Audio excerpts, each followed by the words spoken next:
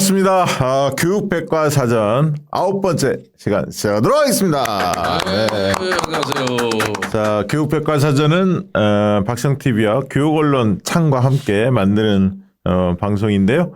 교육 콘텐츠를 주로 다루는 그런 코너입니다. 오늘 벌써 이제 9번째 시간을 갖게 됐는데요. 오늘 특별한 분 또 모셨습니다. 늘 함께하는 우리 성기선 교수님 자리에 있고요. 네, 안녕하세요. 성기설입니다. 반갑습니다. 네, 그리고 아동 청소년 심리 전문가이신 명지병원의 정신건강의학과 교수이신 김현수 교수님 모셨습니다. 박수로 맞아주시기 바랍니다. 안녕하세요. 반갑습니다. 야, 오늘 저희 아이들 네. 그 심리 다룰 텐데 네. 제가 준비한 자료 이렇게 보니까 내용이 너무 충실해서요. 네. 다룰 게 너무 많은 것 같아요. 요즘 아이들이 굉장히 네. 어려움을 많이 겪고 있는데 네. 학부모님도 그렇고 교사들도 그렇고 네. 아마 더 중요한 우리 학생들이 네. 갖고 있는 여러 가지 정신적인 행동적인 문제 네. 오늘 아주 깊이 있게 얘기를 다룰 것 같습니다. 네, 방송 들어오기 전에 사담을 좀 나눴는데 우리 김 교수님이 중대의대를 나오셨는데 후배 중에 기억나는 안진걸 이야기를 해서 빵 터졌습니다. 그러니까요. 빵. 앉은 거를 완전히 중간에 다 걸려. 안진걸은 어떤 사람입니까? 안진걸은 성인 군자라고 할 수 있어요. 성자. 맞아요. 네, 시민운동의 성자다. 예, 훌륭한 네. 후배죠. 네, 훌륭한 후배. 정말 잘 됐으면 좋겠어요. 좋은 일 정말 많이 하죠. 네, 기부운동도 많이 하고. 예. 아직 저 딸이 재수했는데 예. 지난주에 수능 쳤잖아요. 별로 안 좋았는데. 아이고 잘 돼야 하는데. 자, 본격적으로 그 우리 아이들 심리를 다루기 전에 최근 있었던 그 교육 현안 한두 가지만 좀 짚어보고 네. 본격적으로 다루도록 하겠습니다. 야, 지난 한 주에도 큰 이슈들이 굉장히 많이 터졌더라고요. 지금 이제 뭐 예결산 과정에 이제 내년 정책에 대한 예산을 어떻게 편성하느냐 이제 이런 전국인데 네. 그 김문수 의원이라고 네. 순천에. 예, 순천에 예. 노동부 장관 그 김문수 말고요. 예. 거기하고 아주 다릅니다. 예, 아주 이번에 이제 저 처음으로 국회에 들어왔는데 중요한 지적을 하고 있습니다. 만 5세 무상 교육 보육을 하겠다고 정부가 지난 중순에 발표를 했었어요. 네. 근데 예. 정부의 예산안을 보니까 네. 제로예요. 그러니까. 아니 그러니까 고교 무상교육 예산 9,400억도 저희 제로로 만들어 놓고 그러니까 고등학생 지금 무상교육도 지금 위험에 빠졌는데 네. 예산 편성 안 해서.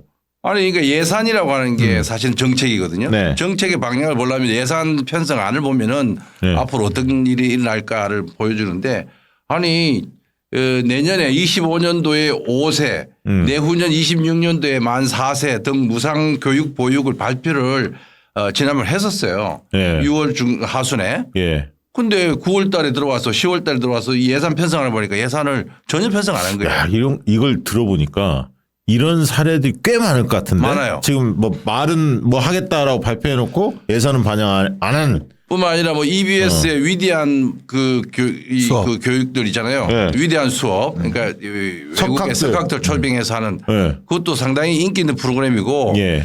뭐 소위 말해서 글로벌 시대의 다양한 지식을 우리가 뭐 평생학습 차원에서 공유한다는데 그것도 제로예요. 그러니까 교육에 관련된 문화예술에 관련된 예산들이 어떻게 편성되는가 보면은 예. 매우 심각한 거예요. 그럼 거기다 다 쏟은 원래 이제 예산을 축소를 했지만 디지털 교과서 있잖아요. 디지털 교과서. 그쪽에 다 몰빵하다 보니까 이런 거 하나도 반영 안 한 거 돈이 아니에요? 없어요, 돈이. 그렇죠. 그러니까 마치 AI 디지털 교과서만 만들면 모든 문제가 해결되는 것처럼 얘기하는데 예. 그 자체도 문제일 뿐 아니라 예. 그걸로 인해서 예산 결손이 너무 심각하고 그게 우리 소위 말해서 유치원부터 예. 고등학교까지의 유초중고 교육이 지금 심각한 위기 상황에 놓여 있다라고 말씀드리고요. 그다음에 또 하나는 그 기본적으로 우리가 이 AI 디지털 교과서에 대해서 문제를 지금 계속 지적하고 있는데 네. 이 보수 언론인 동아일보. 야, 저도 흥미롭게 봤습니다. 동아일보에서도 기사를 다루고 사설을 다루고 있는데 그 내용을 보면은 사실은 우리 AI 디지털 교과서가 여러 가지 강점도 있을 수 있습니다. 그렇죠. 새로운 매체를 활용해서 맞춤형 교육을 가능할 수 있고 수업 시간에 흥미를 갖지 않은 아이들에게 좀 더 자극이 될 수 있다. 네. 좋은데 이 새로운 매체를 도입할 때 준비를 하고 여러 가지 테스트도 해보고 점진적으로 좀 도입하면서 문제 해결해 나가고 교사들도 연수도 받고 네. 그 내년 3월에 바로 본격적으로 초3, 초4, 중, 고 다 한 학년씩 해서 영어, 수학, 정보 세 과목을 전격 도입해요. 근데 아직도 실물이 안 나오고 있습니다. 이게 저도 한번 테스트 해보고 싶은데 지난주에 제가 저 뉴스공장에서 그런 얘기 했는데 그 수학 AI 튜터에다가 물어봅니다. 독도는 누구 땅이냐 어떠냐 그러니까 독도는 한국과 일본이 영토 분쟁 지역이다 이렇게 나오는 거예요. 심각한 거예요. 그다음에 뭐 4.3 사건도 4.3이 공산당에 의해서 뭐 일으킨 뭐 그런 반란이다. 여순 11구 그것도 반란이다. 이렇게 답을 하는 거예요. 큰일 났네. 물론 수학 튜터한테 그 물어보는 거 웃기는 거지만은 그 지식의 정보를 가져오는 LLM이라고 하는 생성형 거대 모델이 갖고 있는 지식의 틀 자체가 우리가 컨트롤할 수 없는 특정 지식들을 거기다 학습시킨 게 아니겠냐라고 굉장히 위험한데. 네. 그런 부분에서 교과서가 뉴라이트 교과서가 됐다는 것도 중요하지만은 이러한 AI 디지털 교과서가 어떤 지식 체계를 갖고 있는가를 알 수가 없는 거예요. 그래서 이 부분이 우려가 되는데 보수 매체인 동아일보조차도 그걸 우려하고 있고 왜 이거를 준비가 안 돼 있는데 하는지 모르겠다 그러고요.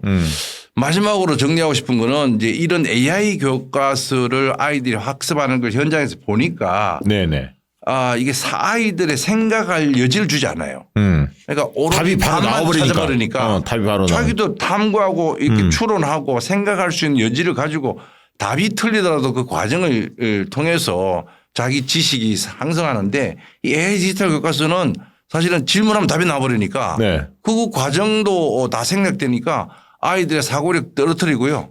문해력이 심각하게 떨어지는 거예요. 그러니까 이거는 뭐 좀 더 깊이 얘기할 수 있는 얘기지만은 적어도 텍스트 위주의 우리 교과서는 우리 눈동자가 왼쪽에서 오른쪽으로 쭉 읽어가면서 사고 과정이 같이 결부되는 반면에 우리가 TV를 보거나 무슨 이런 그 컴퓨터를 보거나 화면 동영상을 보면 이게 하나의 그림이에요.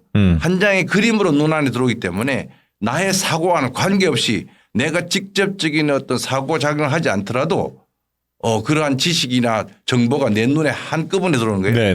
내 눈동자도 안 바뀌고 내 생각도 안 작용되는 거예요. 그래서 이런 게 성인들한테도 문제가 있겠지만 특히나 이 성장하는 아이들에게는 조금 이따 뭐 우리 교수님도 말씀하시겠지만 정서적인 문제, 인지의 문제, 행동의 문제 매우 심각한 그 문제를 갖고 있는데 이런 거를 초등학교 외국의 경우에는 스웨덴 같은 데는 디지털 교과서 도입했다가 다 철폐했어요. 그러니까요. 이게 뭐 사고력 집중력에 오히려 악영향을 끼치고 문해력도 떨어뜨린다. 맞습니다. 이런 주장도 그러니까 있다면서요. 이게 우리나라 학생들이 안 그래도 요즘 문해력 떨어져 가지고요.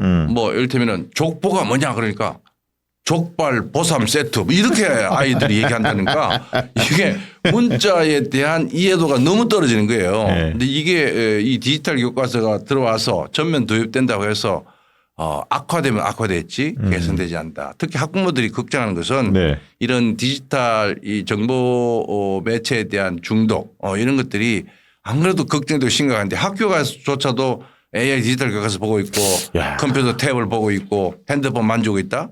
이거는 정말 그 안에서 어떤 약간의 강점이 있다고 하더라도 이걸 전면 도입한다는 것은 대단히 신중하고 점진적인 어떤 방식이 필요한데 지금 교육부가 오로지 AI 디지털 교과서에 올인하고 있고 교사들도 지금 걱정하고 있어요. 아니 그래서 더 의심받는 거 아니에요? 어떤 뭐 특정 업체 밀어주려고 하는 거 아닌가? 그런 문제도 또 심각해요. 예를 들어서 교사들이 어떤 학년은 어떤 반을 맡는지는 3월 전 직전에 그 결정납니다. 2월 말에 결정나거든요. 그러면 3학년과 4학년이 내년에 디지털 교과서 들어가요? 누가 3학년, 4학년 맡을지는 몰라요. 그러니까 이제 선생님도 다 긴장할 수밖에 없네. 미리 준비를 할 수 있는 시간도 없는 거예요. 그래서 그런 부분에서 준비도가 매우 불실하고 그리고 과거에는 자기주도 학습 막 이거 강조했던 시기가 있었잖아요. 한동안. 그렇죠. 창의력을 높이고 스스로 사고력을 신장시킨다 뭐 이런 측면에서. 그러니까 이제 이것도 자기주도 학습을 과연 도움을 줄 수 있느냐. 물론 일정하게 잘 활용하면 할 수 있는데 이거를 교과서를 이런 식으로 하면 자기주도 학습이라기보다는 컴퓨터 주도 학습이 되는 거예요.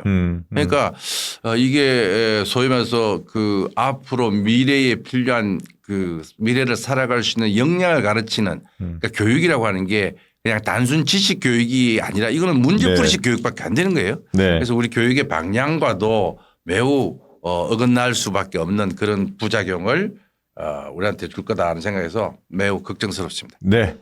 자, 현안 좀 짚어봤고, 오늘 주요 이슈인, 주요 주제를 저희가 오늘 이제 아이들 위한 우리 아이들의 심리 상태, 정서 상태를 어떻게 부모들이 이해할 것인가. 그래서 이제 아이들을 잘 키워 나가는 데 있어서 오늘 주옥 같은 이야기를 좀 들을 것 같은데요. 아동 청소년 심리에 이제 정통하신 김현수 교수님 모시고 이제 이야기 들을 텐데 요즘에 딥페이크 막 성범죄 막 이런 등등에 대해서 이슈들이 막 터지는데 저도 깜짝 놀랐는데 초등학생들도 뭐 연루가 돼 있다면서요? 네, 사실 야동을 볼 수 있는 연령이 예. 뭐 특정 연령이 아닌 것 같아요. 예. 특히 이제 구글을 포함해서 네. 검색이 예. 굉장히 확장되면서 예. 저도 간혹 놀라는데 초등학교 5, 6학년 학생들이 네. 국내 야동뿐만이 아니라 예. 러시아제 야동을 봤다, 뭐 미국 야동을 봤다, 그렇게 찾아오면서 예. 단순히 이제 보는 거에 그치는 게 아니라 네. 이 인터넷 세계에 열려 있는 이런 야동과 관련된 범죄 활동 이런 것에 또 노출이 돼서 네. 사실 굉장히 많은 안타깝게도 우리나라 청소년 소년들이 네. 이 딥페이크 범죄의 가해자가 되어 있죠. 가해자가. 그렇죠. 아이고. 네. 또 저희 친구들이 좀 전에 우리 이제 IT와 관련된 기술 중에 네. 이 영상 기술이나 이 포토샵 포함해서 그런 거 잘해요. 네, 요즘 이미지 애들이. 다루는 기술을 네. 너무 잘 활용하다 보니까 초등학교 한 고학년만 되면 아주 맞아요. 잘할걸요? 한 네. 4, 5, 6학년 되면? 네. 이제 기술은 잘하는데 윤리 의식은 아직 그렇죠. 부족하다 보니까 예. 이 딥페이크 하는 것이 큰 범죄라는 생각도 못하는 그런 경우도 굉장히 많이 있어서 사실 지금 예. 이 IT 좀 전에도 IT 얘기하셨는데 IT를 확산하기 전에 이제 우리 아이들에게 필요한 윤리 의식 이것을 논의하고 윤리에 대한 문해력을 갖게 하는 건 정말 중요한데 네. 네. 정말 이 뭐가 문제인지도 모르고 친구도 괴롭히고 정말 낯선 자기가 알지도 못하는 여성들의 얼굴에 큰 피해를 미치는 그런 일들도 이거 이제 있어서 뭐 예를 들면 네. 자기 반 아이들 막 얼굴이라든지 맞아요. 아는 사람들 얼굴을 거의 다 입힌다는 거잖아요. 네. 쉽게 얘기하면 친구들이나 뭐 이런. 신체 상태는 야한 그런 그러니까요. 네, 상태의 얼굴을 네. 입히는 가장 간단한 방식이 예. 그런 방식인데 네. 이게 보통 이런 문제들 터지면 이렇게 엄벌 막 이런 이야기들 많이 나옵니다만 실제 제일 중요한 게 사실 예방일 것 같은데 네. 어떤 측면에서 우리가 또 주목을 해야 할까요? 이게 이제 우리 교육의 문제라고 해야 될까요? 우리 학교의 문제라고 해야 될까요? 네. 이제 공부하는 것이라는 패러다임에 모든 걸 네. 초점을 맞추다 보니까 이 시대에 아이들이 살기 위해서 필요한 것을 정말 가르치지 못하는 그런 상황이 반복되는 것 같아요. 네. 지금 뭐 올해 불안 세대라는 책, 예. 조나단 화이트라는 사람이 그분은 이제 세계적으로 여러 각국의 정부에 제안했는데 스마트폰도 뭐 15살을 사주고 소셜 미디어 계정도 16살에 만드는 게 바람직하다. 그렇군요. 네. 그렇게 말하는 이유는 예. 사실 그 15살, 16살 전까지 네. 이런 윤리뿐만이 아니라 중독되지 않는 거, 조절되지 않는 거 이런 다양한 또 이제 인터넷 뉴스에 사실 별의별 뉴스가 다 나고 네. 또 최근에는 자살 보도할 때 뭐 말도 안 되는 유서 노출이나 자살 수단 노출이 일어나면서 네. 사실 이런 것으로 보는 정신적 피해가 너무 크기 때문에 이 딥페이크뿐만이 아니라 네. 이 미디어에 대한 이제 큰 국가의 정책을 바꿔야 된다 그래서 저도 깜짝 놀랐는데 미국이 굉장히 여러 면에서 보수일 것 같지만 무려 33개 주가 네. 메타라는 우리가 알고 있는 그 페이스북과 인스타그램을 만드는 그 회사를 주정부들이 연합으로 소송해서요. 지금 인스타그램이라는 이제 매체는 당장 이미 청소년 계정은 비공개 계정으로 돌리고 1시간 사용하면 알람을 회사에서 보내주고 그 알람이 대여섯 차례 반복됐는데 계속 사용하면 계정의 어떤 손실을 주는 그런 방식을 도입해서 야. 인스타그램 사용에 아주 획기적인 어. 중독되지 않게 하고 컨텐츠를 보호하고 사용자인 청소년이 피해를 입지 않게 하는 정책을 주정부가 고소하니까 응. 그 주커버그가 그런 정책을 이미 펼쳐서 미국은 실행하고 있어요. 오. 우리나라는 1월 1일부터 예. 실행한다고 하는데 또 인스타그램 회사뿐만이 아니라 현재 또 한 30여 개의 미국 주정부에서 틱톡도 현재 고소했어요. 이런 이건 중국 거죠? 그렇죠. 응. 틱톡도 이제 그 동영상 활용하면서 일어나는 그런 페이킹이 많이 있다 보니까 사실 이렇게 이제 정부가 나서서 청소년을 보호하는 그런 정책을 펼치고 야, 적극 행정을 하네. 그러니까 그렇죠. 청소년 대상으로는 이런 거를 좀 규제를 해야 되는데 맞아요. 우리는 지금 너무 열려 있어요. 그리고 실제로 이제 스마트폰이 2007년부터 네. 15년 지났고 네. SNS도 이제 거의 10년 이상 국민들 아동 청소년이 쓰는 것이 확대되면서 연구 결과가 상당히 이제 누적돼 있거든요. 네네. 스마트폰을 손에 쥐고 있을 때 공부하는 거, 스마트폰 없이 공부하는 거, 스마트폰 켜놓고 마음대로 사용하라면서 공부하라는 거. 이 세 가지 세팅에 대한 여러 나라에 걸친 연구가 이미 결과가 나왔는데 네네. 사실 스마트폰을 사용하지 않지만 갖고 있을 때는 별 영향이 없을 것으로 예측했으나 결과는 갖고만 있어도 상당한 주의력 집중력에 영향을 미친다. 신경 맞아요. 쓰이지. 갖고만 있어도 신경 쓰이지. 예. 계속 뭔가 줄그받더래요. 왜 나한테는 아무런 연락이 안 오지? 그렇죠, 이럴 그렇죠. 때도 그런 있고. 것도 있고 소리 띵띵띵 날리고 말이죠. 그리고 이제 그 스마트폰에 아까 이제 인스타도 이제 알람 설정이나 알림 설정을 굉장히 이제 세팅을 바꾸기로 했던 것처럼 스마트폰을 갖고 있지만 알람이나 알림이 울리면 또 이게 안 보기가 그래서요 옛날에 네. 그 절간으로 네. 책 싸들고 들어가잖아요. 그렇죠. 스마트폰 없이. 그럼 공부 잘 되거든. 집에 방해 안 받고. 사실 그래서 지금은 약간 이제 우리나라가 정말 트렌드에 안 맞는 건데 지금은 스마트폰과 SNS에 관한 보수화가 여러 나라의 정부 기조고 또 학교에 가져가지 않 그래서 들고만 있어도 방해가 되기 때문에 학교에도 스마트폰을 가져오지 않는 것을 맞아요. 확대하는 네, 요즘엔 그렇게 하더라고요. 네. 초등학교 그 학교에서는 못 보게 하니까 학교 갖고 자체 다닐 필요가 규칙으로 없는 거예요. 네. 그런 합의를 하면 정책이 그것이 가능합니다. 이제 확대되는 마당에 이렇게 전면적인 디지털 교과서를 네. 우리나라가 역행하는 사실 디지털 교과서가 현재 철회되는 추세인데 예. 이걸 전면화한다고 하니까 예. 국제사회에 고립된 네, 아무튼 윤석열 정권 희한한 정권이야. 자, 이제 아까 그 딥페이크 성범죄 이야기도 좀 주셨는데 자살 관련해서도 좀 짚어봐야 하는데 서울시 자살 예방 센터장을 2019년부터 쭉 해오셨다면서요? 네 맞습니다. 지금 제가 한 6년째 하는데 네. 정말 OECD 가입 국가 중에 자살률 1위다 이런 얘기는 귀에 못이 박혔죠. 안 바뀌었죠. 네, 현재까지도 우리가 참. 1위고 네. 사실 굉장히 지금 걱정스러운 것은 코로나 이후에 다시 급증이에요. 아 그래요. 전 연령대에서 전 연령대. 다시 급증해서 아마 코로나 이후에 자살이 증가한 가장 많이 증가한 네. OECD 가입 국가 중에 하나가 우리가 될 것이다. 아니, 진짜 이렇게 많아. 예측하고 있어요. 주변에서 이렇게 부고짝 날라오는데 맞아요. 좀 네. 석연치 않은 거 있잖아요. 네. 갑자기 무슨 병명을 잘 모르는 그런 그러니까 경우는 이제 자살하는 경우들은. 이 자살이 청소년의 경우에 지난 한 14년 정도 통계를 보니까 청소년 사망 이후에 1위를 네. 항상 자살이 자살이요. 차지하고 그 연예인들도 계속 그런 안 좋은 일이 맞아요. 일어나잖아요. 영향을 네. 줄 것 같아요, 다. 하여튼 청소년 자살률도 2015년까지 감소를 하다가 예. 2015년 이후부터 다시 이제 늘어나기 시작해서 최근에 계속 늘어나는 그런 추세고 서울만 하더라도 한 해에 지금 지난 몇 년간 2학급씩 사라진다. 그러면 청소년 자살의 네. 핵심적 이유를 뭐 분석을 해보셨을 텐데 뭐로 그렇죠. 나옵니까? 청소년 자살의 핵심적인 이유는 사실 정신건강 이슈가 1위를 차지하거든요. 예. 불안하고 우울하고 힘든데 이 불안하고 우울하고 힘든 친구들이 도움을 받지 못하는 게 제일 큰 이슈고 뭐 예전처럼 가족 문제, 또 성적 문제, 친구 문제 이런 게 영향을 미치긴 하지만 현재는 우울하고 불안한 아이들이 정말 많이 늘어났다.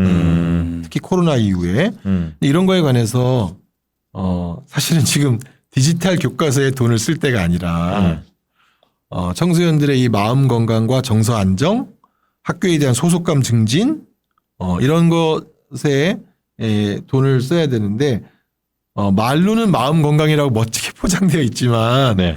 전문 상담 교사는 현재 내년 수를 줄인대요, 이렇게.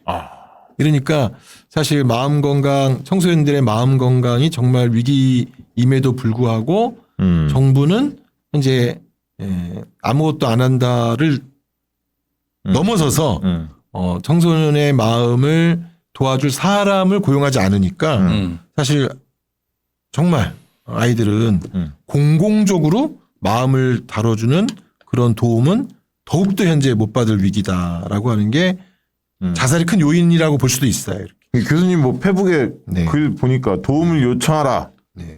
이게 아니다. 이런 방식 접근해서는 안 된다. 이것도 주장하셨더라고요. 그렇죠. 예. 사실 도움을 요청한다라고 할 때 그게 힘이 있을 때예요. 아. 정말 힘이 없을 때는 예. 도움을 요청하기도 힘들어서 이제 일본 자살 예방 사업에서 특히 이제 일본에서 자살하지 않는 도시, 네. 자살률이 낮은 도시 거기를 연구한 학자가 다른 자살률이 높은 도시는 도움을 요청하라라고 하지만 네. 자살률이 낮은 도시는 예. 요청하라고 하지 않고 예. 누가 아픈지 먼저 다 살펴본다.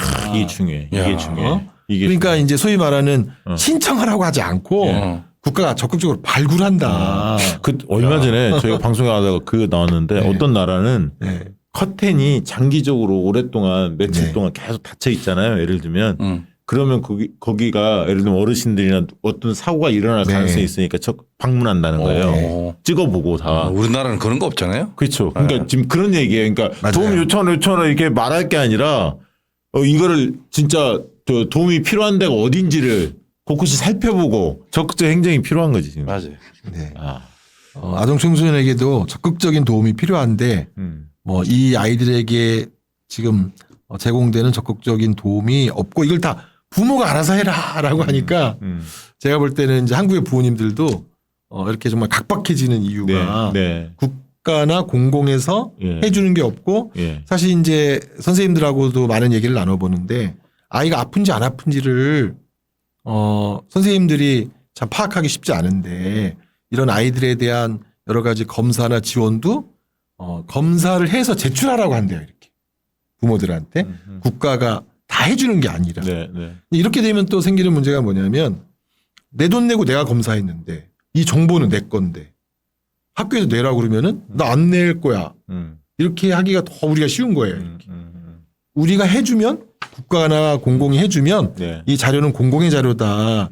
이 공공의 자료를 갖고 아이들의 상태를 파악해서 아이들에게 도움을 주겠다라고 하는 그런 이제 현상이 벌어지는데 다른 나라처럼 우리는 다 각자가 알아서 해와라 이렇게 하게 되니까 네. 더 도움을 주기가 어려운 그런 상태에 처하는 것 같습니다. 요즘 옛날에는 사실은 이 청소년 자살, 학생들 자살의 1위가 학업 스트레스 그랬잖아요. 그랬죠. 제가 예전에 예. 뭐 행복은 성적순이 아니잖아요. 그리고 뭐 물고기처럼 자유롭고 싶다 그러면서 유서 남긴 아이들 많았거든요. 네, 네. 그래가지고 제가 평가원에서 수능 그 성적 발표할 때 있어요. 네. 그러면은 제가 이제 그 원장으로서 발표를 하는데 뭐 1등급 등급 컷이 어쩌고저쩌고 하다가 제일 마지막에 좀 만족스럽지 않은 성적을 얻었더라도 친구들도 좀 격려해주고 부모님이나 선생님들도 좀 이렇게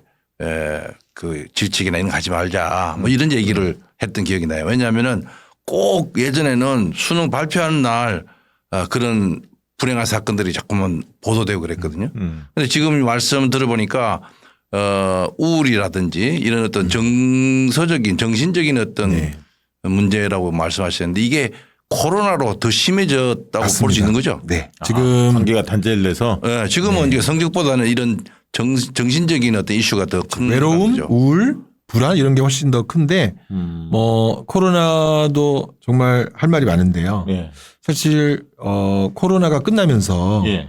아이들에게 남긴 상처가 되게 많아요. 코로나가 남긴 상처. 네. 그중에 가장 큰 게 놀이의 박탈, 사회성의 박탈, 친구의 박탈이거든요. 아, 지금 아마 초등학교 고학년 아이들이 좀 그런 겪고 있어요. 지금. 겪고 있을 것 네. 같아요. 코로나 그렇죠. 3년 동안 음.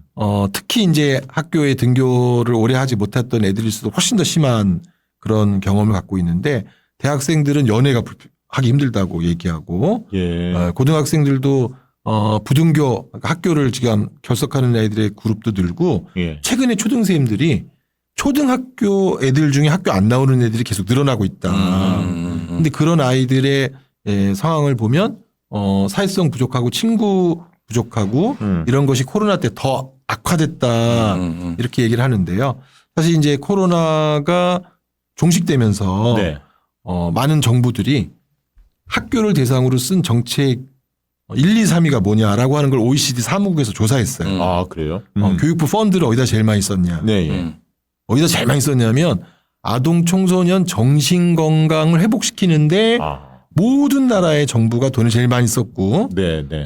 미국만 하더라도 이제 학교 나오지 않았다가 나온 아이들이 관계가 깨졌을 테니까 그렇죠. 학급 공동체를 회복하고 그렇죠. 학교 공동체를 회복하는 관계 맺기 프로그램에 돈을 다 써라. 중요하네. 이렇게 예. 얘기를 하면서 공동체 회복 그리고 이제 코로나 후유증 롱 코비드를 겪고 있는 아이들도 다 등록시켜서 앞으로 커가면서 얘네들이 어떤 변화가 볼지를 다 봐야 된다라는 관계 회복 정책과 롱 코비드 아이들에 관한 정책이 두 개가 줄기인데 네. 저희는 정신 건강에 관한 예산도 거의 뭐 사실 매우 부족했고 두 번째로 OECD 사무국에서 네. 학교 당국이 예산을 제일 많이 쓴 데가 두 번째가 선생님 정신 건강에 선생님 정신 건강. 근데 우리는 어쨌든 이런 사람들의 정서, 정신 이런 부분을 저희 국가의 어떤 그 격이라고 할까요? 거기에 맞춰서 현재 전혀 따라가지 못하니까 이제 상처나 질병이나 아픔은 그대로 있는데 거기에 대한 지원이 하나도 없으니까 당연히 심각해질 수밖에 없는 그런 상태여서 아마 지금 저희 정신과 의사들은 아주 뼈저리게 느끼는데 정신과 의사들의 아동 청소년 진료는 해방 후 최고예요 지금. 야, 그게 상담하는 학생들이 많다는 저도 거죠. 지금 현재 신규 환자를 받지 않고요. 많은 대학병원 교수님들이 신규 환자를 받지 않고 유명한 교수님들은 뭐 3년 대기 사실 말이 3년이지. 왜냐하면 기존 환자들 계속 봐야 보면서 꾸준히 봐야 하니까. 네, 그래서 지금 이렇게 거의 이 포화 상태인데 이제 이거를 이제 미국과 영국은 예측을 했다는 거예요. 예전에도 이런 일이 있었을 때 예, 예. 이렇게 아이들이 상담받으러 많이 오는구나 하는 거를 예. 이 아이들에게 고립은 어른의 고립하고 완전 다르거든요. 여러 가지 발달적인 과제를 상처를 많이 주는 거라서 그러면 네. 아이들의 심리 있잖아요. 이거를 그 부모들이 교사 선생님들이 잘 이해해야 할 텐데 어떻게 읽어낼 수가 있을까요? 아마 이제 일본도 그렇고 또 뭐 요즘 베트남도 그렇다 그래요. 네. 근데 빨리 발전하는 나라 과정에서 네, 네. 부모와 자녀 사이의 의사소통이 다 어려워요. 아, 속도가 빨라지면 빨라질수록. 네, 부모와 자녀 사이가 공유하는 게 확실히 없어요. 뭐 코로나 때도 당장 이제 부딪혔던 문제가 코로나 때 먹기 살기 힘든 거 이게 어른의 문제라면 청년들은 여행 가지 못하는 문제였고 이제 청소년들은 친구 만나지 못하는 게 문제라고 했는데 어른들이 볼 때 먹고 사는 게 제일 중요하지 여행 못 가는 거랑 친구 못 만나는 게 뭐가 그렇게 중요한 문제냐. 어른들의 시간 그렇죠. 그렇게 얘기하면 네. 일단 이제 아이들하고는 얘기가 되기 이게 안 되기 시작하는 거예요. 뭐 굉장히 애들이 와서 얘기하는 웃기지만 슬픈 얘기가 있는데 이제 애들이 와서 왜 왔냐? 외로워서 왔다. 아, 선생님들한테? 네. 정신과 선생님한테? 네. 그러면 엄마가 옆에서 외롭다는 것 때문에 꼭 병원까지 왔어야 됐냐. 그러겠네요. 그렇게 반응하겠네. 그렇게 얘기하고 더 이제 황당한 경우는 엄마랑은 진짜 말이 안 돼서 말 되는 어른을 찾아서 왔는데 엄마랑 왜 말이 안 되냐? 내가 엄마한테 외롭다고 수십 번 얘기했는데 엄마는 너 한가하구나. 그 엄마의 해석은 아이의 외로움이 한가하게 느껴지는 거예요. 예. 그러니까 엄마의 해법은 학원을 더 다니자. 내가 어떻게든 너를 한가하지 않게 만들어줄 자신이 있다. 이러니까 애들이 이 엄마랑은 벽 마주하는 그렇죠. 느낌이지 벽. 벽을. 예. 얘기를 못 하겠다. 근데 이게 대표적인 거고 이거 말고도 줄줄이 지금 네, 네. 통하지 않는 대화의 장벽이 있다라고 해서 예전에 이제 일본에 아주 석학이시면서 일본의 아주 삿포로의 유명한 교수님이 저한테 새로운 세대를 이해하는 어른이 많아져야 사회 통합이 된다. 그건 맞는 말씀. 애들이- 세대 간의 차이. 애들이 은둔형 외톨이가 안 된다. 사회에 안 나오는 이유가 사회 말이 통하는 인간이 없어서 또 일을 하지 못하는 이유가 일을 시키는 어른들이 네. 요즘 자신들의 정서를 너무나 몰라서 사실 사회에 나와서 일하기도 힘들다 그러는데요. 요즘 아이들은 배고픈 건 참을 수 있대요. 예, 근데 외로운 것은 못 참겠대요. 이 외로움 키워드네. 외로움. 외롭고 우울하고 또 삶이 잘하는 애들은 행복하지만 네. 잘하는 소수는 행복하지만 다수의 잘못하는 아이들은 계속 불행하니까. 그러니까 그럴 수도 있어요. 아이들도 네. 고민에 빠지면 주변 아이들이 다 학원 가고 막 이러니까 네. 자기가 고민되는 얘기를 네. 다른 친구들에게 이야기할 수 있는 상황이 안 될 거예요. 맞습니다. 네. 지금 이제 우리 교수님이 얘기하신 거 지금 머리에 탁 들어오는 게 코로나 그러니까 2022년이잖아요. 그 거의 끝난 게 네. 22년도에 제가 이제 1학기 때는 학생들 수업할 때 마스크를 대부분 쓰고 수업했고 2학기는 이제 마스크 자율로 하고 네. 그랬는데 대학생들도 마찬가지로 이게 심각하다.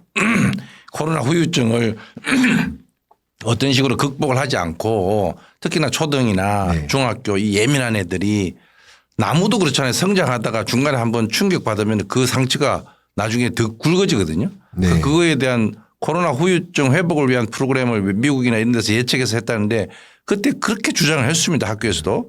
코로나 후유증을 위해서 시도교육청이나 이런 데서 적극적으로 개입을 해야 된다. 그런데 이제 그 결과는 전문 상담교사도 줄이고 네.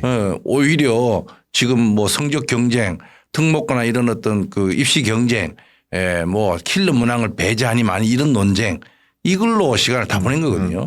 그 사이에 우리 아이들은 이 외로움에 몸을 참 어떻게 가누지도 못할 정도로 외로움에 떨고 있었다는 거죠.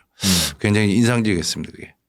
그 요즘 아이들 마음 고생의 비밀이란 책 네. 쓰셨던데 네. 거기서 중요한 키워드가 몇 개 나오던데요. 네. 나 이거 눈에 딱 들어왔어. 희망의 상실에서 이번 생은 이생망. 야. 이생망이라 그래. 이생망. 예. 뭐 사실 이생망 얘기는 헬조선 얘기와 함께 오래된 이야기인데 이 경쟁 중심의 소수만 이제 독식하는 승자 독식이죠. 예, 이 사회에 대한 절망은 청년들이 다 하고 있는 거죠. 청소년들이. 그럴 것 같아요. 아니 예. 중학교 2학년 때 공부를 많이 포기한다고 애들이 그래요. 그럼 인생을 포기하는 거잖아요. 그렇게 받아들이잖아. 그런데 아이들이 자기는 불안하지 않다고 하더라고요. 엄마가 문제지. 예. 그래서 왜 불안하지 않냐 그랬더니 자기처럼 다 지금 포기를 하고 있다. 그런 친구들이 많다. 네.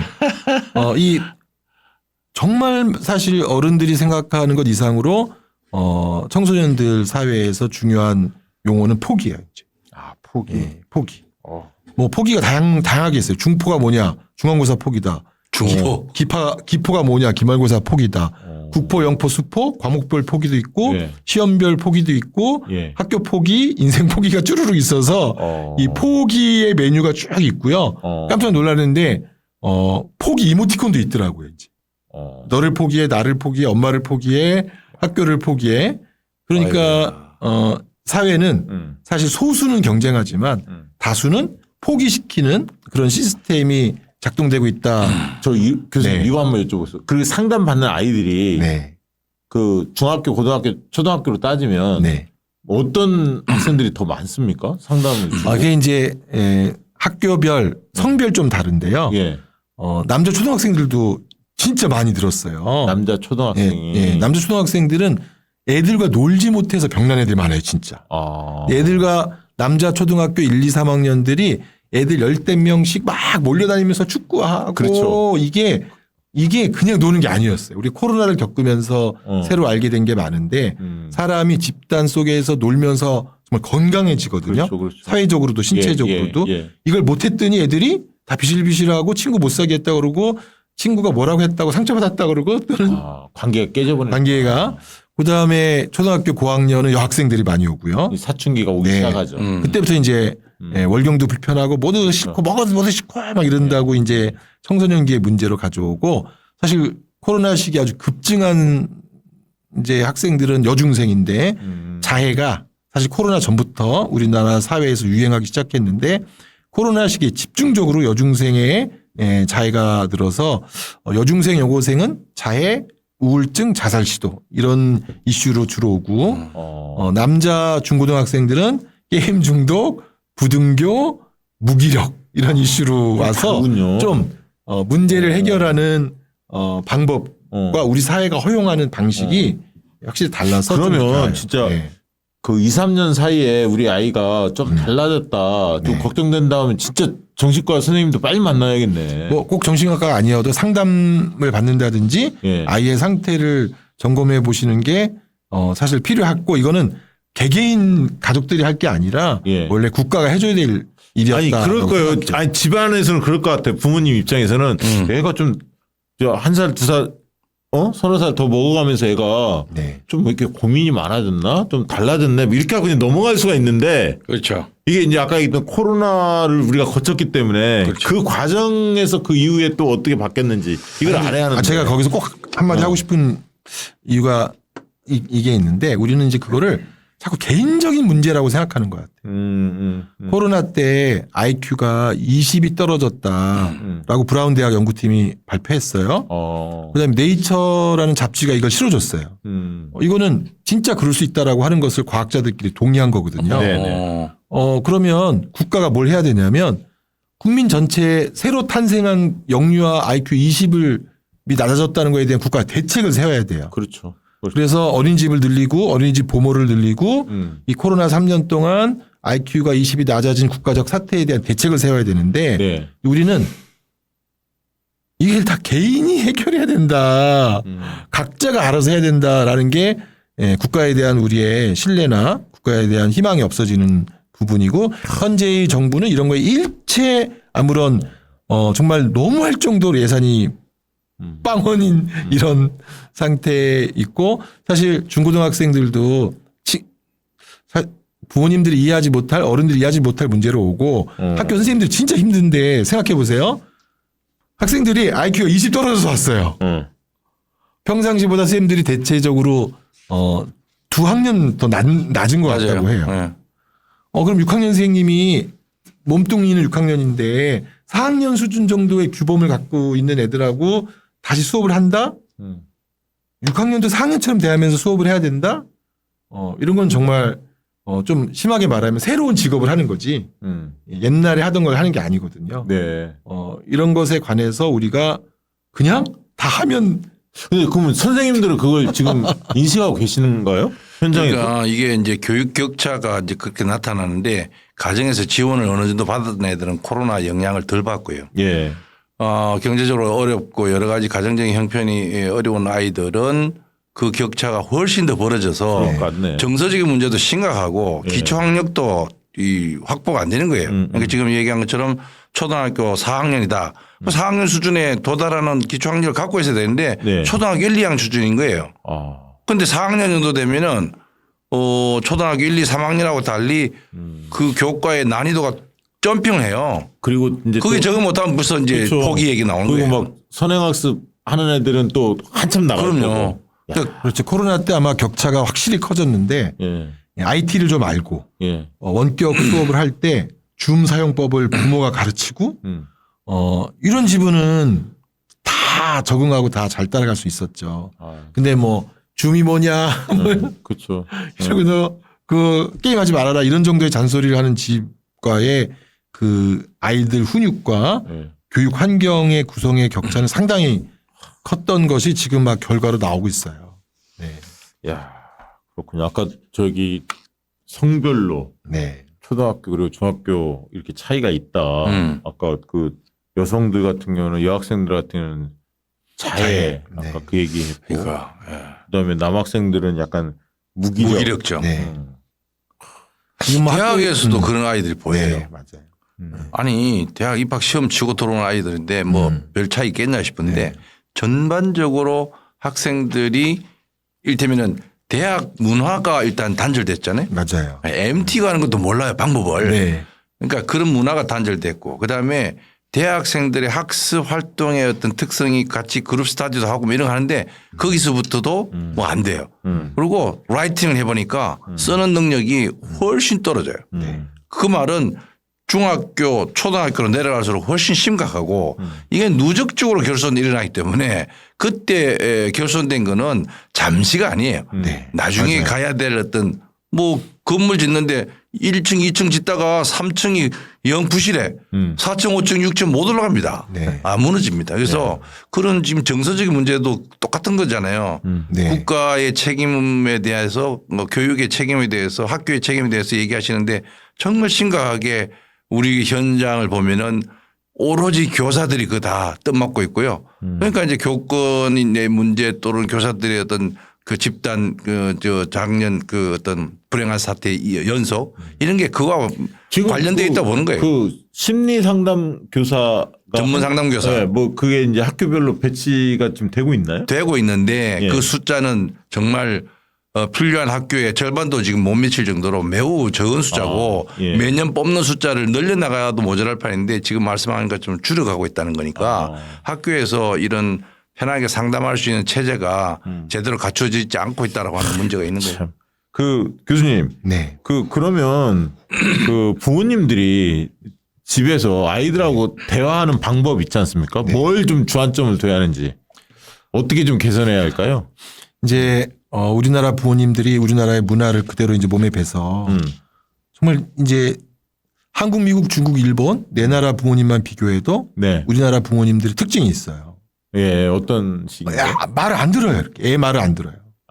애 말 안 들어. 아이가 얘기하면 그냥 너는 네가 말하는 건 그냥 하는 소리고 내 그렇지. 생각은 달라. 일단 이제 지시형이 지시형. 한국 부모님들의 한 세네 가지 특징이 있는데 예. 예, 첫 번째가 예. 들어주지 않는다는 거. 그래서 그렇지 않는다. 미국 부모님들은 거의 1시간을 들어줄 수 있다는 것 같아요. 우리는 10분도 들어주기 힘들어한다. 그래서 첫 번째는 아이의 말을 들어주시는 게 정말 필요하다. 아하. 듣기만 해도 애들이 우리 엄마 훌륭하다. 우리 아빠 훌륭하다. 대개는 이제 엄마들이 윽박 많이 짜증을 쳐서 내지. 한 2, 3번 지나고 그러니까. 예, 두 번째 우리나라 부모님들은 잘 들어야 다 할 수 있다고 생각한대요. 다 할 수 있다. 네가 노력하면 다 할 수 있다. 네가 딴짓 안 하면 옆집에도 하는데 왜 너 못해? 이제 비교하고. 비교하고. 네, 할 수 있다고 생각하는데 또 그건 다른 나라 부모님들과 또 다르다고 해요. 이렇게. 할 수 없는 것이 있고 예. 지금도 잘하고 있다 이렇게 말하는 부모님들이 우리가 너무 상대적으로 적고 또 세 번째로는 이제 우리가 기적을 일으켰잖아요. 기적을. 예, 몇 한강의 번의 기적. 한강의 기적, IMF의 기적 막 그렇죠. 이러니까 예. 부모님들이 이제 진짜 꼰대병이 상당히 심해서 네. 아이들한테 이건 너무 쉬운 건데 이걸 못하면 어떡하냐. 이건 힘든 축에 속하지도 않는다. 이게 이제 라떼는 게 그리고 형제를 또 비교해. 그럼요. 니네 형은 니네 누나는 그거 금방 풀었는데 막 이렇게. 네. 그래서 그리고 이제 마지막으로 부모님이 힘들 때 위로를 하신다고 하지만 애들이 다 위로가 안 된다고 해요. 그래서 아마 이 얘기는 뭐 여기저기서 들으셔서 알 텐데 요즘 애들한테 힘내 파이팅 그러면 엄마나 힘내. 지난주에 우리가 수능 갈 때 화이팅 하라 그러면 애들이 그냥 긴장한다고 하잖아요. 그치. 아무 말도 하지 말라고 했잖아. 아무 말도 하지 말고. 그래서 애들이 힘쓰지 마. 좀 쉬어도 좋아. 그렇지, 이렇게 말해주길 원한대요. 그런 부모가 많지 않을걸요? 그렇죠. 그런 부모가 많지 않기 때문에 애들이 부모님과 얘기가 안 된다. 얘기가 같이 안 있기도 된다. 싫다. 그런데 네가 뭘 했다고 지금 쉬려고 하냐. 맞아. 그런 말이 상처로 올 것 같아. 예, 이렇게 얘기하면요. 요즘 애들 정말 세게 말해요. 내가 공부를 언제부터 했는 줄 아냐. 엄마 뱃속 때부터 했다. 야, 그렇게 힘들고 지친다. 너 태교를 엄마가 수학 태교해서 태어났는데 나 왜 수학 못하냐. 엄마 수학 태교 똑바로 안 해서 그렇다. 요즘 애들 조건을 딱 걸더라고. 내가 1시간 공부할 테니까 1시간 게임할 수 있도록 그렇죠, 시간 그렇죠. 허용해달라 이런 식으로. 영유아 때 우리나라 아이들은 사교육을 2살 이전에 시작해요. 전 세계에서 거의 최고로 빨리. 예, 그래서 초등학교는 전 세계 가장 타임 푸어 초등학생 공부 시간이 세계 최고 수준이에요. 맞아요. 그런 것 같아요. 네, 대학생보다 네. 2014년 이후 통계청 통계에서 네. 역전된 적이 없어요. 초등학생 공부가 대학생 공부 시간보다 더 많아요. 이게 대학에 들어가면 그 다음부터 이제 해방감이 있잖아요. 그래서 그렇게 얘기하시면 안 돼요. 옛날에 그랬는데 네. 지금 대학생들은 대학 들어가면 바로 또 취업 준비하니까. 맞아요. 여전히 스트레스예요. 진짜 스트레스 들어. 맞아요. 맞아요. 그러니까 과거 때가 좋았어. 그래도. 그래서 네. 뭘 했다고 너 지금 쉬려고 하냐 하면 애들이 태교부터 시작해서 영유아를 거쳐서 유치원 때 죽는 줄 알았고 초등학교 때는 세계 최고로 많이 공부하는 사람이었고 그래서 지금 공부 10년 했다. 하산하고 싶다. 그래서 초등학교 5, 6학년, 중학교 1, 2학년 애들이 와가지고 정말 세게 얘기해요. 이렇게. 아니 교수님 이제 그거 한번 물어볼게요. 공부 양이 있잖아요. 네. 초중고 대학생들 대학교는 모르겠는데 초중고 양이 다른 나라에 비해서 훨씬 많은 거 아니에요? 훨씬 많습니다. 우리가 네. 피사라고 해서 만 15세 국제 학업 성취도 평가를 이제 비교를 하잖아요. 네. 그러면 한국은 지난 2000년도 초반부터 항상 최상위권을 유지해요. 네. 물론 핀란드가 올랑달락하고 뭐 중국의 상하이가 들었다 놨다 하는데 여전히 한국은 과학이나 수학이나 이런 영역에서 최상위권이에요. 근데 그냥 그 객관적인 지표만은 그런데 지금 얘기한 학습 시간을 거기다 대응을 해보면은 네. 학습 시간당 효율성을 따져보면은 네. 바닥이에요. 아. 그러니까 예를 들어서 미국 학생들이 방과 후에 그 개인적으로 공부하는 시간이 얼마나 되느냐 그러면은 뭐 그 스케일이 일주일에 0시간부터 5시간인가 6시간 그래요. 그러면 3시간, 2시간 이렇게 체크하는 거예요. 네. 한국 아이들은 자 6시간 체크를 하는 애들이 많아요. 그러니까 일주일에. 네. 근데 거기서 한 20시간, 30시간 스케일 척도를 늘려놔도 네. 지금 얘기한 것처럼 방과 후에 밤 12시까지 학원을 3개, 4개, 5개 다닌단 말이죠. 네. 너무 많은 시간을 투자하고 그 정도 성적 나오는 거잖아요. 그러니까 밑에다가 부모에다가 학습 시간 투입된 시간 대비 성적 이렇게 하면은 그 효율성에서는 OECD 국가의 중간에도 못 미친다는 거예요. 네, 그리고 그러니까 애들이 저도 너무나 심각하게 학습 노동에서 찌는 거예요. 학원 문제에 관해서는 저도 이번에 확실하게 짚을 게 있는데 예. 코로나를 겪으면서 네. 우리나라 다른 나라 청소년과 우리나라 청소년의 확실한 차이가 생겼어요. 우리나라는 코로나에 록다운돼도 학원은 간다. 근데 문제는 한국 청소년들은 학교 학원 이 시스템으로 사는데 그럼 학원은 무슨 기능을 하냐 하는 거에 대해서 코로나 때 우리가 확실히 알게 됐어요. 학원은 공부 외에는 아무 기능을 하지 않는다. 그렇죠. 그럼요. 그렇죠. 그러니까 쉽게 말하면 이제 코로나 때 생겨난 문제가 학교를 가지 않으면서 아이들의 소속감이 약화됐단 말이에요. 네, 학교에 대한 집단 소속감이. 그러면 이제 집단 소속감을 보충해야 되는데 네. 서양 애들이나 일본 애들만 하더라도 스포츠 클럽, 문화 동아리, 종교, 확대 가족 이렇게 해서 자신의 부족한 소속감을 채웠는데 우리 애들은 이게 전부 학원이에요. 그러면 제가 물어봤어요. 너 혹시 네가 다니는 학원에 소속감을 느끼냐? 그래서 애들이 학원에서 무슨 소속감을 느끼냐?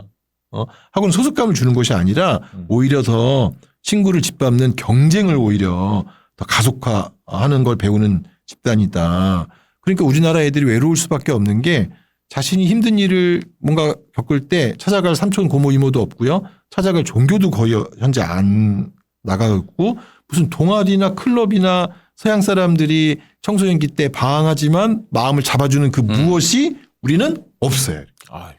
이게 이제 그걸 우리가 소셜 캐피탈, 네. 사회적 자본이라고 그러거든요. 네. 서로 네트워킹, 내가 소속돼 있고 내가 어려울 때 누군가 날 도와줄 수 있고 나의 어려움을 누구한테 얘기할 수 있는 그 관계망을 옛날에 우리 조그마한 마을에 살 때는 옆집에 누가 무슨 일을 하고 어떤 수저가 몇 개 있는지까지 알잖아요. 그 집 아이가 어떤 아이인지 다 아는데 지금은 정말 외로운 도시 속의 군중 속의 고독을 우리 청소년들이 심각하게 느끼고 있다는 거죠. 네. 지금 아까 이제 사회 문제 얘기하셨는데 학벌주의 사회 그리고 지금 뭐 능력주의 경쟁 사회 이게 이제 좀 우리 사회를 지배하고 있지 않습니까? 네. 이 속에서 그러면 아이들이 좀 병들지 않으려면 네. 아프지 않으려면 네. 어떤 그 뭐랄까 원칙이랄까요? 어떤 방향성을 가지고 아이들을 대해야 하는지 좀 말씀 주시죠. 고등학생 상담에서 가장 큰 이슈는 결국 진로인데요. 이 진로를 놓고서 정말 애들이 많이 낙담하고 낙심하는 것 같아요. 어른들이 바라는 진로랑 자신의 진로가 차이가 나는데 그 자신의 진로를 도와주는 사람이 없다. 또 자신의 진로가 정말 잘 될 거라는 보장이 없다. 우리 사회에서는. 왜냐하면 우리는 한 가지 길로만 가고 아니 체육학과를 가려고 해도 국영수를 잘해야 되고 미술을 대학을 가려고 해도 국영수를 잘해야 되니까 네. 너무나 오랜 동안 사회가 획일적인 국영수 체제의 강력한 경쟁 체제를 유지하니까 예. 아이들이 여기서 정말 건강해지기가 어렵다. 그래서 정말 이제 누군가가 이 문제는 단시간 내에 풀 수 있는 방안이 있으면 좋겠는데요. 이 국영수 중심의 경쟁 체제를 사회 전체적으로 뜯어고치는 작업을 해야만 자라나는 아동 청소년의 마음 자체가 안정화되고 건강해질 수 있다 싶은데. 야, 그러면 네. 교수님 책임이 크네요. 제가요? 네, 교육계 인사들의 책임이 커 이게. 아니 지금. 이제 교육의 문제가 사실은 따져보면 그 충분히 공감하는데 우리 사회 전반의 문제하고 같이 다 맞물리기 때문에 맞물렸어. 우리가 정치의 문제도 아니고 교육의 문제만도 아닌 서로 다 이렇게 어울려 있는 문제고요. 지금 얘기하신 정말 지독한 경쟁 사회 이걸 우리가 어떤 식으로 좀 완화해서 아이들이 다양한 영역의 진로를 갈 수 있도록 이 다양성을 확보해 주는 그런 여유가 있어야 되는데 오로지 성적 경쟁 뭐 오지선다형으로 줄 세우기 특히나가 이 상대평가의 시스템이 아이들을 학교에 가면은 친구가 있고 동료가 있다 생각이 아니라 다 적으로 느끼고 있는 그야말로 심각한 이 약육강식의 이 경쟁 체제를 학교도 극복해야 될 뿐만 아니라 우리 사회도 이걸 어떤 식으로 보완할 건가에 대해서 진짜 고민을 많이 해요. 아니 진짜 중요한 말씀하시다.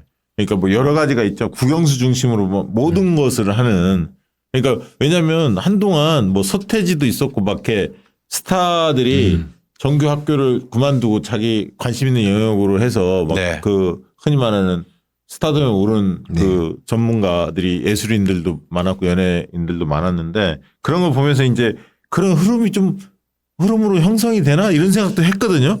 그게 뭐 정규 그 학교 과정이 꼭 다 모든 인생의 모든 것은 아니다. 선택이다라는 게 이제 좀 사회적 분위기 형성되고 그쪽으로 갈 줄 알았는데 지금 말씀하시는 걸 들어보고 생각을 해보면 변한 건 없는 것 같아요. 그 이후로 한 2, 30년 동안. 그래도 조금씩 변화는 하고 있습니다. 그러니까 지금 고교 학점제를 이제 25년 내년부터 본격 도입한다고 했을 때의 취지가 정말 고등학교의 진로를 자기가 그 정해서 자기가 더 원하는 과목으로 선택해서 가면은 엎드려 자는 애들은 좀 줄어들 것이다. 그러니까 대학 연계성도 좀 그렇죠. 있고. 그런데 지금 정부 들어와가지고 그걸 지금 상당히 회귀시켜서 80년대 학력고사 수준으로 입시 제도를 바꾼다고 하고 있으니까. 그러니까 교육은 어떤 정권이 잡으면 교육 정책 확 바꾸면 또 엄청 요거도 먹고 혼란을 조성한다 해서 융단 폭격을 당하지 않습니까? 그러다 보니까 별로 바꾸지를 못했어요. 옛날에 이제 과감하게 했던 게 이해찬 그 이해찬 전 총리가 교육부장 할 때 많이 두드려 맞았지. 예, 그렇죠. 그런데 어떻든 새로운 시도를 했단 말이에요. 그런 게 거의 없어진 것 같아요. 그 다음부터는 사실 지금 이주호 장관이 전에 이명박 네, 대통령 네. 시절에 특목고 도입하면서 더 악화됐고 악화됐죠. 네. 지금 또 시즌 2에 시즌 2. 지금도 네. 특목고 자사고를 외고를 없애려고 했던 것도 다 네. 법안을 다 돌려버렸고요. 그러니까 이 고교 다양화 300의 네. 그 서열화 교육 시즌 2가 시작되고 있는 겁니다. 이게 교육은 정말 욕 얻어먹더라도 아니 총의는 모아야겠지만 사람들 의견을 수렴해야겠지만 좀 큰 수술은 필요해 보여요. 맞습니다. 이대로 가서는 희망이 없어요. 그러니까 아이들이 점점 더 줄어들고 있는 이 시대에 이 아이들에게 이 정서적인 또 정신적인 어떤 고통, 스트레스 이런 것들 더 가중시키는 이 교육제도하고 지금 안 맞는 거예요. 네. 이런 불협화음을 극복하기 위해서 학교 제도도 바뀌어야 되고 선발 제도도 바뀌어야 되고 사회에서 채용하는 채용 방식도 바뀌어야 되고 제일 먼저 바뀌어야 될 거는 부모들이 네. 아이들과 대화할 수 있는 이 채널을 열어야 된다. 제가 볼 때 오늘 이제 교수님 이야기 들어보니까 그런 아이들의 심리 상태를 알 수 있게끔 하는 그다음에 대화법 이런 책들이 좀 많이 나와 있죠. 그런 책들을 진짜 읽어보아야 할 것 같고 맞습니다. 우리 아이 상태가 조금 조금 안 좋다라고 느껴지면 빨리 정치과 선생님들 상담도 좀 받아보고 그래야겠네. 그러니까 시대가 달라졌다고 하는 것을 부모님들이 좀 인식하고 낫대를 빨리 벗어나야 돼. 그런 나는 나한테 그랬으면 좋겠고 저도 이제 나오기 힘드니까 오랜만에 나왔으니까 꼭 한마디 드리고 싶은 건 이제 저출생 문제도 교육 문제랑 진짜 관련이 깊어요. 저출생 국가들이 네. 다 저희랑 비슷한 문제를 겪었거든요. 홍콩, 일본, 싱가포르, 대만, 우리나라 이런 나라가 다 저출생인데 이런 나라의 특징 중에 부모가 될 청년들이 가장 고통스러운 순간이 언제였냐라고 물어보면 결국 이런 입시 경쟁에 시달리면서 어렸을 때부터 죽도록 공부했던 게 아동기 행복을 뺏어가는 가장 큰 원천이거든요. 네. 저출생 그거는 교육의 문제, 교육에서의 경쟁으로부터 생겨나는 고통, 또 그렇게 내가 자녀를 교육시켜야 되는가 하는 부담, 이런 문제로도 저출생의 요인이 되기 때문에 이 교육 문제, 청소년들의 마음 문제 이것은 단순히 교육에 국한되는 문제가 아니라 우리 사회 전반적인 저출생 문제와도 깊은 관련이 있다. 중요한 말씀인데요. 꼭 드리고 싶어요. 그리고 지금 이 순간이라도 늦지 않으니까 학교에서 이런 그 코로나 후유증이나 그 정신적으로 어려움을 겪고 있는 아이들을 위해서 어떤 지원을 더 강화해야 될 것 같습니까? 사실 이제 코로나 이후에 많은 정부들이 많은 나라의 정부들이 학급 공동체 활동을 학기 중에 꼭 해라. 학급 공동체 활동 공부가 아니라 학급 안에 그래서 우리나라에서도 뭐 100일 잔치 이런 거 하시는 선생님들이 있어요. 우리 100일간 한 학급이 돼서 활동했다. 이런 100일 잔치도 하고 학급 활동의 공동체 소속감을 증진시키는 다양한 활동. 그다음에 요즘 이제 사회정서 학습이라고 해서 학교에 와서 꼭 국영수만 공부하는 게 아니라 정직하다는 건 무엇인지 감사한다는 건 무엇인지 우정이라고 하는 건 무엇인지 이런 다양한 우리 인생의 어떤 중요한 주제들이 있잖아요. 네네. 이런 주제들에 관한 학습도 늘려라. 또 많은 나라들이 사회정서 학습을 굉장히 확대시켜서 하고 있고요. 또 이 마음에 관한 수업, 호주나 유럽연합은 고등학생들 대상으로는 별도로 자살 예방 교육한다 이런 게 아니라 그냥 정규 교육 과정에 이제 마음에 관한 수업을 할 수 있도록 해서 중요하다. 자기가 우울할 때는 어떻게 해야 되는지 알고 불안할 때는 어떻게 해야 되는지 알고 또 친구가 우울하면 어떻게 도와줘야 되는지 알고 그렇죠. 이런 마음에 관한 수업이 저희 이제 수업의 하나로 들어오는 게 필요하지 않을까 그런 생각해요. 중요하다. 네. 이거는.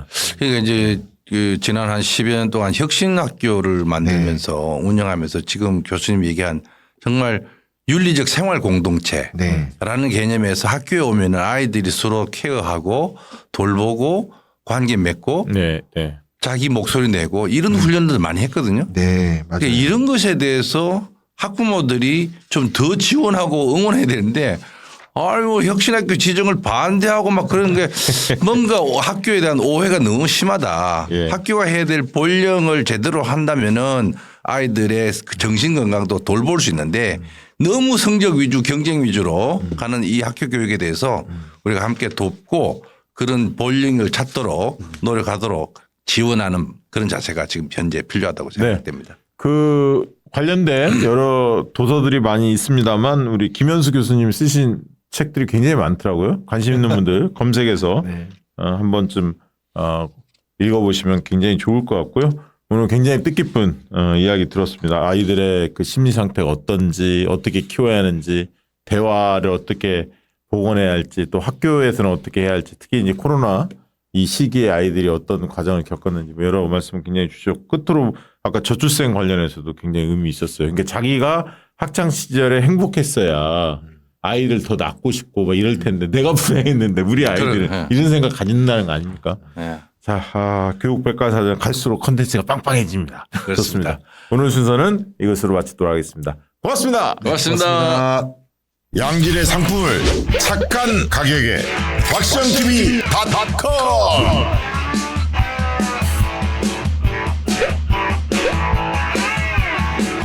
다양한 상품들, 식품, 건강, 생활, 쇼핑이 후원이다. 박상TV.com